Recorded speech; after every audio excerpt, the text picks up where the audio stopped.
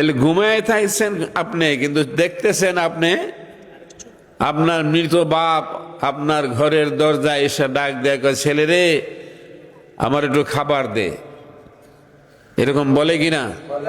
আমাকে একটা জামা দে, আমাকে একটা লুঙ্গি দে, এরকম কয়নি বাপের আইসা? স্বপ্নে কয়নি এরকম? অনেকে স্বপ্নে বলে যে আমি আজকে স্বপ্নে দেখছি আমার দাদা আইসে আমার কাছে টাকা চাইতেছে, টাকা দে। এরকম দেখে কিনা? কত বছর আগে দাদা মারা গেছে? 40 বছর আগে মারা গেছে। 40 বছর আগে মারা যাওয়ার পরে আজকে 40 বছর পরে তোমার ঘরে এসে খুঁজতেছে, কি দেয়? টাকা দে। তাহলে 40 বছর পরে তুই কবরে বেড়া যেটা আছে কি?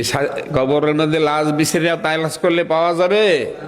পাওয়া যাবে না। কিন্তু আসছে যে এই কথায় কি তাকে অবিশ্বাস করা যাবে?